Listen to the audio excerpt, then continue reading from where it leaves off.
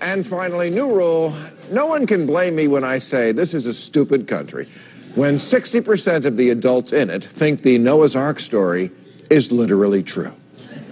Which is why I'm already sick of seeing the ads for this floating piece of giraffe crap.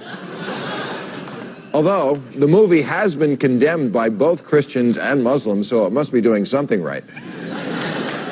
And they say it also may lose a fortune for the studio, which would put it in hot water with the Jews, too. Now,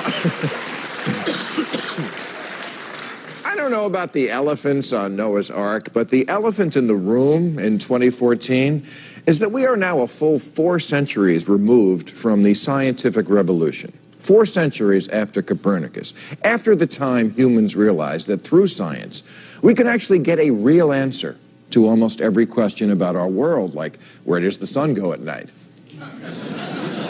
And why does disease spread so quickly on a cruise ship? And speaking of cruise ships, you know, I don't mind that the Noah story is impossibly childish. Okay, I do mind. What am I saying? I mind very much. I mean, seriously, people, you believe a man, Noah, lived to be 900 years old. That's what the Bible says. And when he was 500, he decided to have 3 kids, just like Clint Eastwood.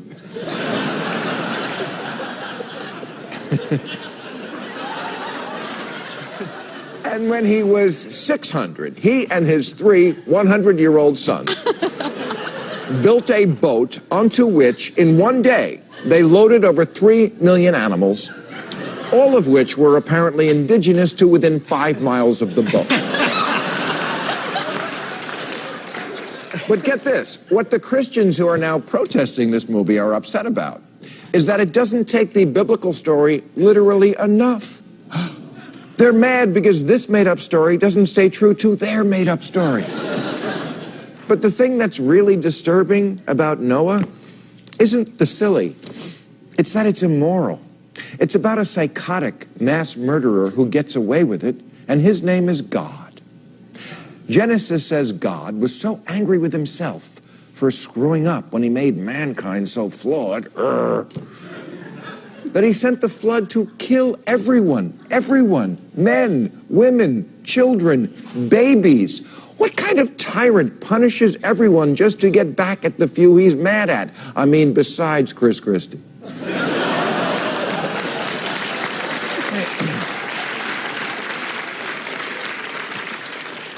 Hey, God, you know you're kind of a dick when you're in a movie with Russell Crowe and you're the one with anger issues.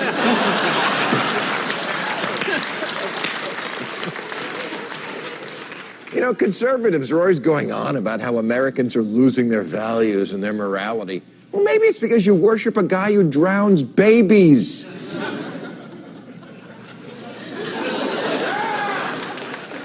And then God's genius plan after he kills everyone is to repopulate the world with a new crop of the same assholes who pissed him off the first time.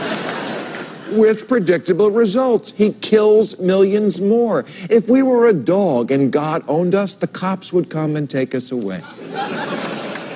Why are we getting our morals out of this book? Why do people follow any of it? You know, I'm reminded, as we've just started Lent, that conservatives are always complaining about too much restraining regulation and how they love freedom, but they're the religious ones who voluntarily invent restrictions for themselves. On a hot summer day, Orthodox Jews wear black wool. On a cold winter night, Mormons can't drink a hot chocolate. Isn't life hard enough without making shit up out of thin air to fuck with yourself?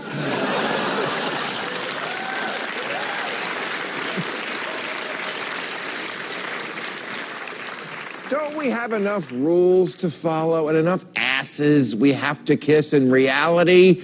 Your boss, your spouse, the tax man, your parole officer, your horny cellmate? Without fabricating made-up new ones?